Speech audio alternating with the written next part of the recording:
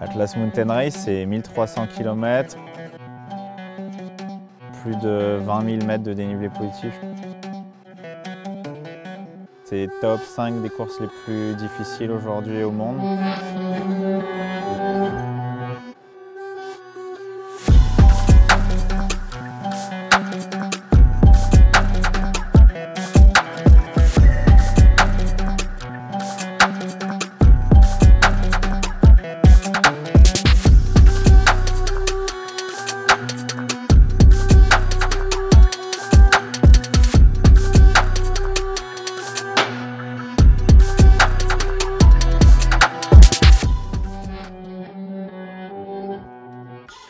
La course s'est passée de manière, on va dire, assez difficile au début pour tout le monde, avec une première passe qui s'appelle Telluride Pass, qui va au-dessus de 2600 mètres. Il faisait au sommet, selon certains Garmin, autour de -15, -17 degrés, donc assez compliqué. Il était tombé 1 mètre de neige la semaine d'avant.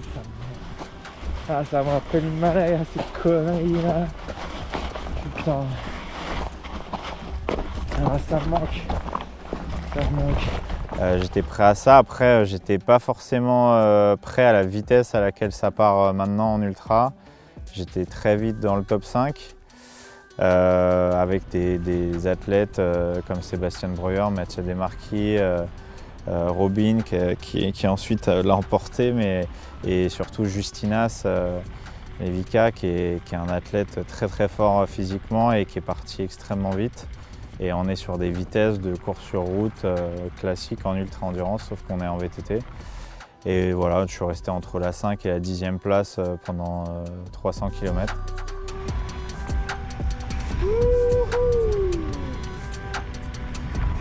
Ah putain, ces moments-là, j'ai l'impression de faire l'école buissonnière.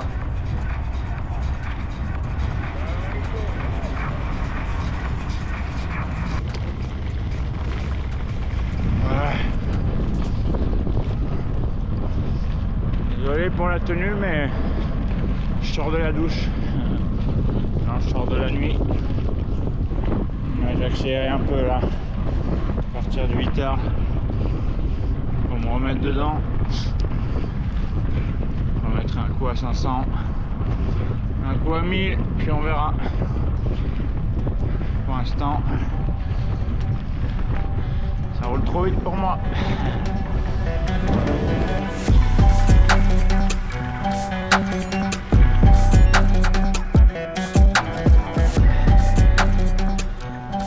C'est une bataille. Regardez.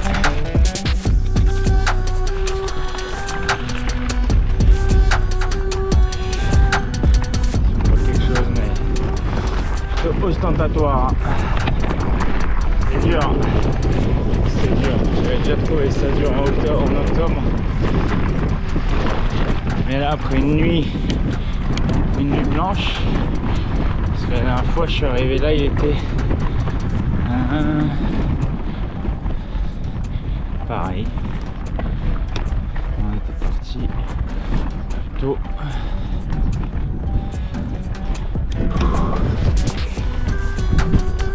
Proche des machines, c'est un bout, mais c'est dur. Dans le canyon là,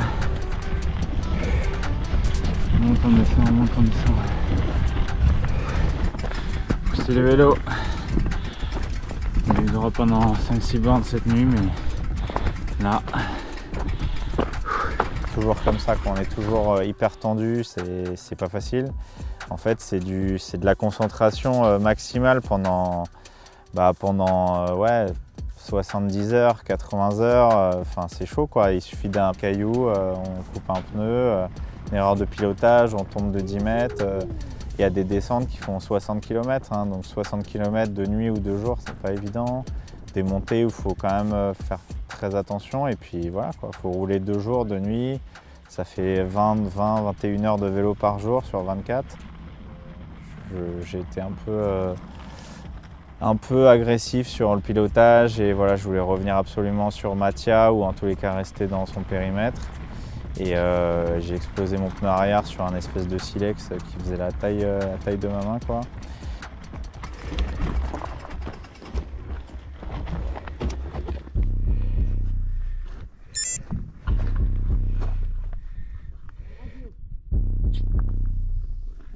I cut my tire.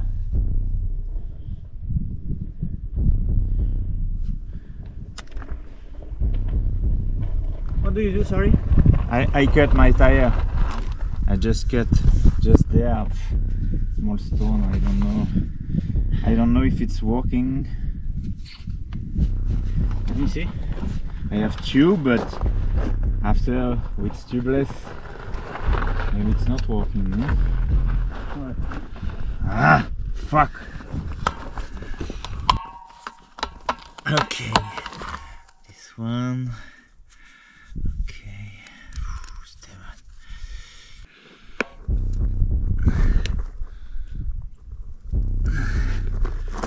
bon, je crois que j'ai niqué mon cercle.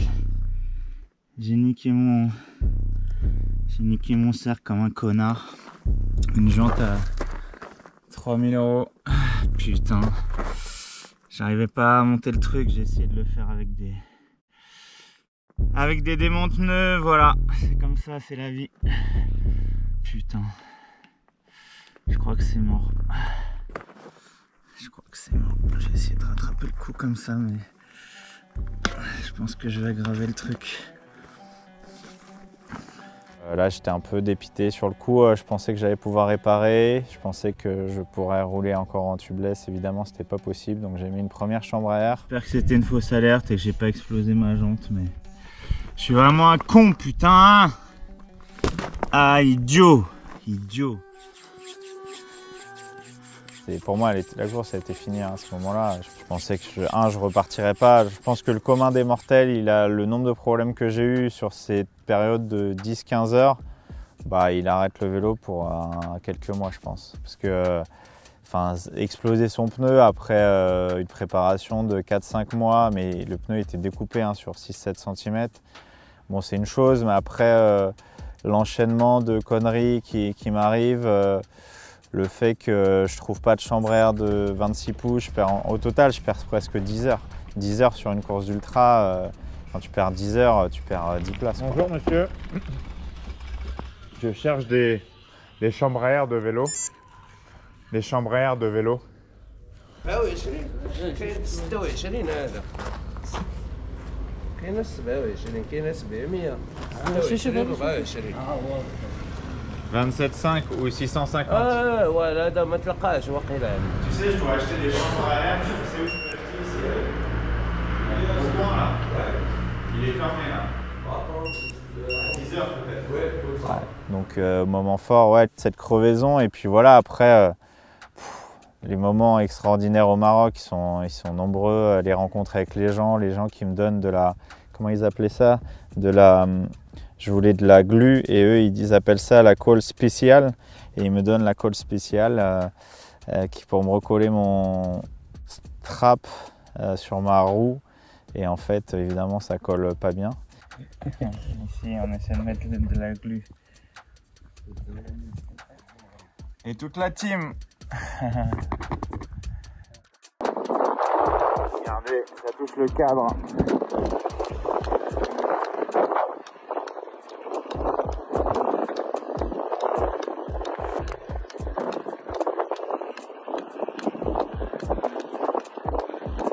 Mais non, j'ai eu plein de rencontres. J'ai eu plein de rencontres avec des locaux qui m'ont servi le thé, qui m'ont donné à manger, ouais, c'est fort. Maroc, c'est l'aventure intense dès le premier kilomètre. Magique. Encore plus beau qu'hier. Et là, on est tout en haut. On est à 2000 presque.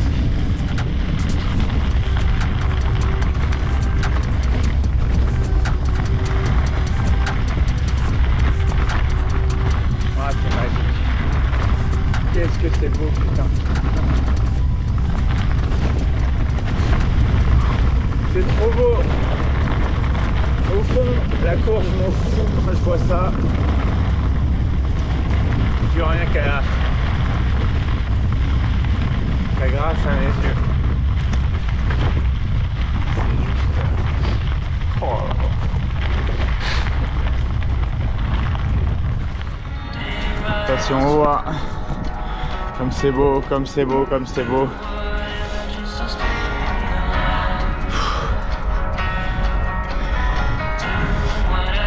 L'année dernière, j'avais vécu tellement l'enfer ici, tellement l'enfer.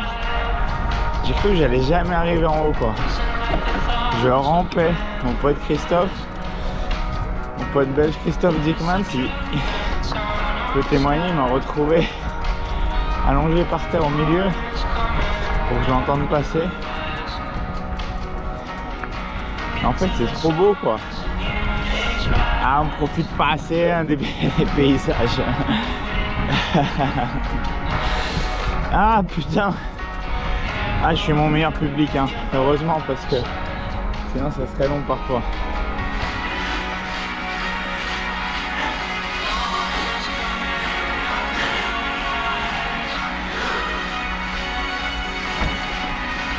Et ben c'est pour ça que je fais du vélo. Que ça me permet ça. Mon armure est tellement grosse.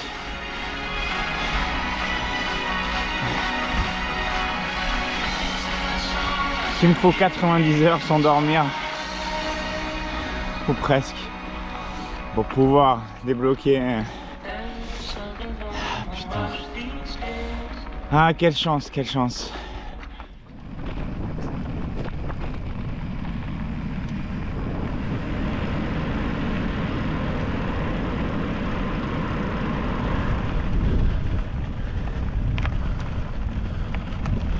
La montagne, le froid, la neige, le chaud un peu, le sable, l'enfer, l'enfer.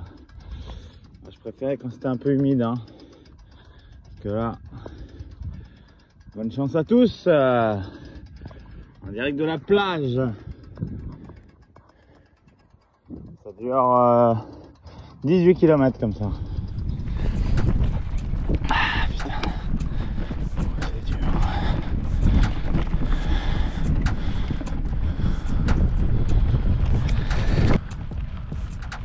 On est dans la vallée des merveilles. C'est excessivement beau, c'est vert, fabuleux, c'est trop bizarre. Je dirais pas qu'on est au Maroc en même temps. Depuis 40 jours que je suis ici, plus les 4-5 voyages que j'ai déjà fait, c'est tellement surprenant. Pays 1000 visages, quoi. Allez, il reste 6002 D+. On va se battre maintenant. On va faire du mieux possible. S'accrocher.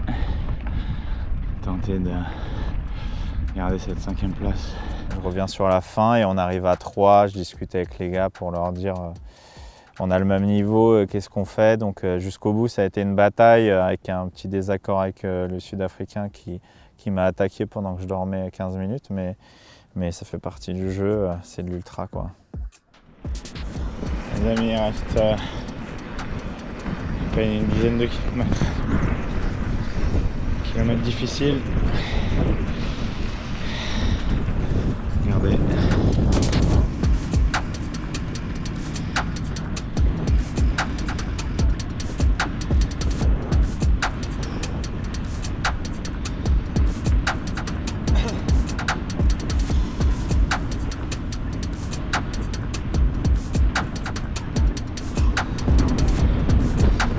Je vais essayer de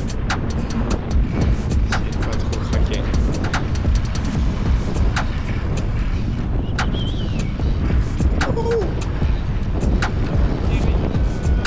Don't give me Justinas, brother, how are you? Crazy guy. It's just a coffee, huh? So strong, so strong.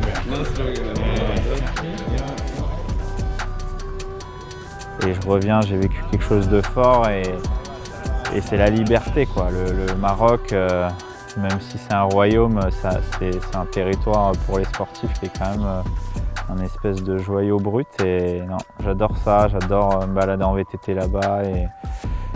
Et ouais, j'ai besoin de ça, ouais, j'ai besoin de me retrouver sans contrainte aussi. Et même s'il y a eu cette course, j'ai vécu un truc fort. Ouais.